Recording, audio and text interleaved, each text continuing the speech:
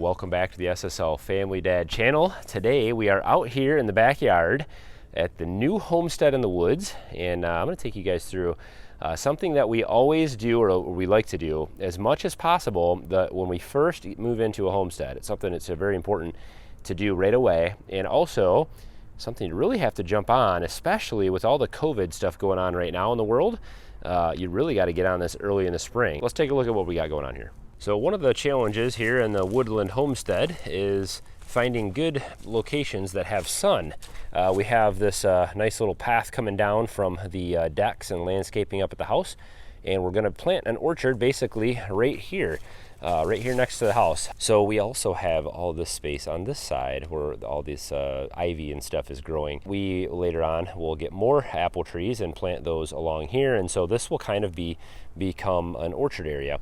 We've got 4 Honeycrisp apple trees that we're putting in today. Honeycrisp are a super great tree for this climate here in Michigan, and they also only require about 6+ hours of sunlight, of direct sun, which is perfect here.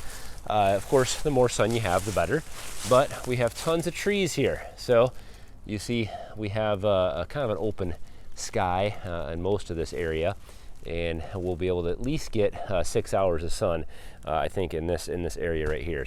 So again, when we're talking about homesteading, especially here in the woodland homestead, you have to make use of every little bit of space that you have. This is the same at our suburban homestead that we had, where we only had half of an acre or less of area that we could, garden on or use, and you still have to find places to have orchards. We had 10 or 12 trees there at the suburban homestead, and I think we'll be able to have more than that here. So let's dig in literally and get some of these apple trees planted. And also I'm going to use some unique ground cover around the trees that I have used in the past, and I'll show you what we're using for that as well. So let's get the shovel in the ground and get some trees planted.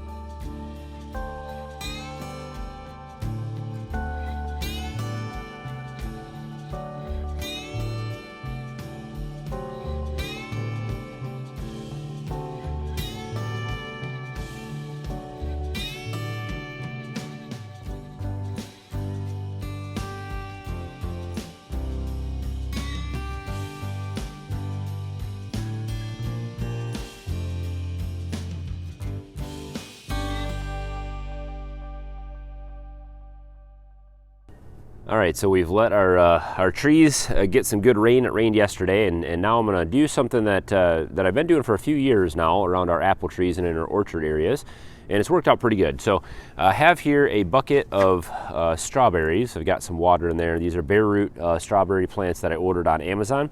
Strawberries are one of the easiest things to order online. They just come bare root, usually in a plastic bag, all dried out, and you'd think they're dead, but you can order 25, 50, 100 of them in a little package, and they're not expensive, and you can plant them all over the place. The cool thing about strawberries is that they work as a great ground cover. So strawberries spread.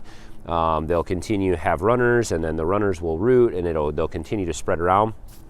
It's exponential, so the first year it's pretty slow. The second year is kind of slow. By the third year, it'll just blow up and cover a pretty good sized area. We had this happen at our old home, and it worked really well. What we're gonna do is I think I just got 10 in this batch. I'm gonna try a couple different varieties.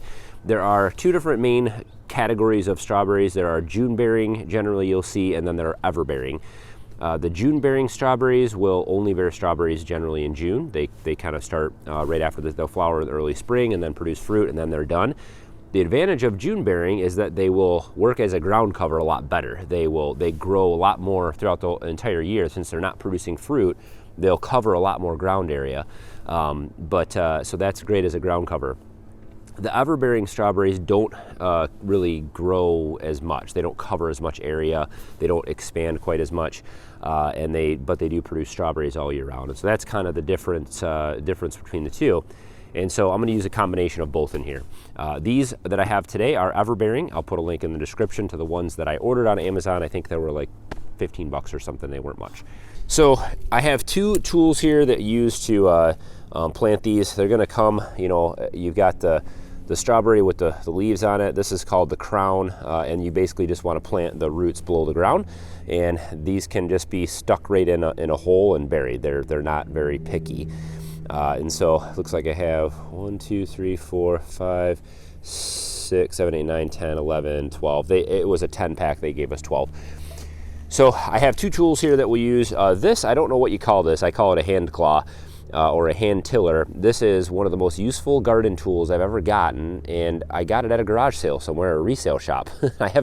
They do make these, and I did find them on Amazon, but they're kind of hard to come by. So this is a great tool. You stick it in and it'll loosen up dirt really easily, and you can actually just kind of hand till up an area, and it works really well for planting things. You scoop the dirt out, put your plant in, and then cover it up. This is a cast iron shovel. This is a Homestead iron, I believe. This is a company that makes a lot of these by hand, cast iron tools. Pretty cool. So we'll just be using mainly this. I might loosen up some of the ground around the trees. I'm not going to plant the strawberries right around the bottom. We're going to kind of spread them out. I'll just kind of sprinkle them in here. So I've got 1, 2, 3, kind of 4 sections here. So I'll just maybe plant 2 or 3 in between each tree, kind of spread out, and we'll let them cover the ground here.